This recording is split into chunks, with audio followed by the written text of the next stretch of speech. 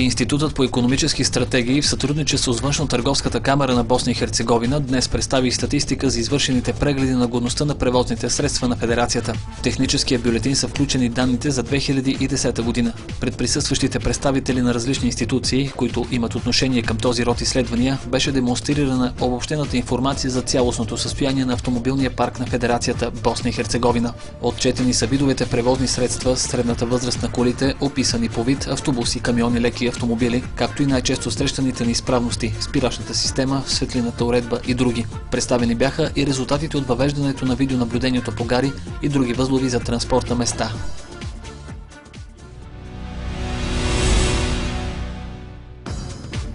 Блокът "Пенсионерите заедно" ще се яви самостоятелно на предстоящите избори, обявиха от ръководството му днес на пресконференция. Лидерът на партията на пенсионерите в Хърватия, Сплитската пенсионерска партия и Социал-демократическата партия подписаха споразумение за сътрудничество.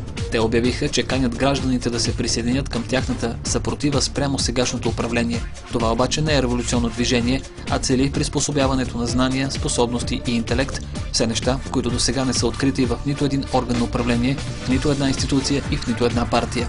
Ще бъде търсена отговорност за допуснатите груби грешки в политиката на страната, ще се иска конфискация на незаконно придобитото имущество, връщане на дълга към хърватските пенсионери, ще се настоява за създаване на фонд за компаниите в несъстоятелност, както и за премахването на привилегиите при пенсиониране, а за членовете на парламента възнаграждение от средна работна заплата.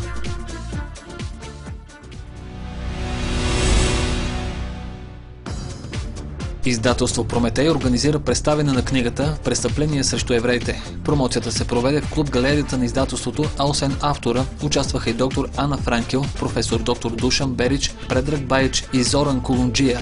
Пълното заглавие на книгата е "Престъплението на окупаторите и техните привърженици във войната срещу евреите" и е написана по идея, дошла след анализ на данните от едноименно проучване на анкетна комисия, назначена през миналата година, след като провинцията получи своята автономност. По време на изследването са направени и множество фотографии, които ще бъдат изложени в експозицията в музея на Войводина.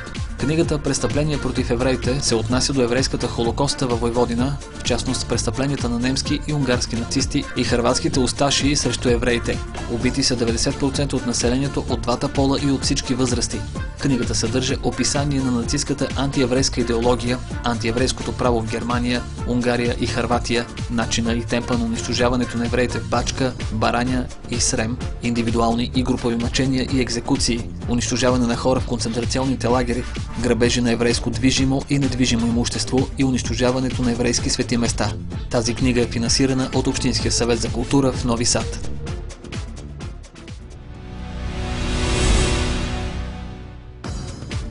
Днес в Сърбия празнуват големия християнски празник Богоявление. При температури доста под нулата, християните от страната, които бяха включени в бивша Югославия, както и републиките от бившия Съветски съюз, честваха Йорданов ден, както е по стар стил или по юлианския календар. По традиция в Белград кръстът се хвърля в река Ада Циганлия, а предварително записалите се спускат във водите да го извадят. Това се прави винаги точно в 12 часа на този празник. За Светия кръст тази година се състезаваха 57 мъже, които плуваха в реката заради Светия кръст. Сред тях имаше 4 членове на сръбската армия, на жандармерията, както и обикновени граждани. Организатори на традиционното плуване в студените води са община Земун и храмът Свети Георги. Преди плуването в реката, точно в 8 часа и 30 минути започна 12-та богоявленска литургия в храма Свети Георги, а след това тържествената процесия се придвижи към Ада Циганлия. Още новини от Балканите може да прочетете на интернет адрес www.krakra.net. За повече информация звънете на телефон 076 602 716 и ни пишете на имейл адрес news@krakra.net.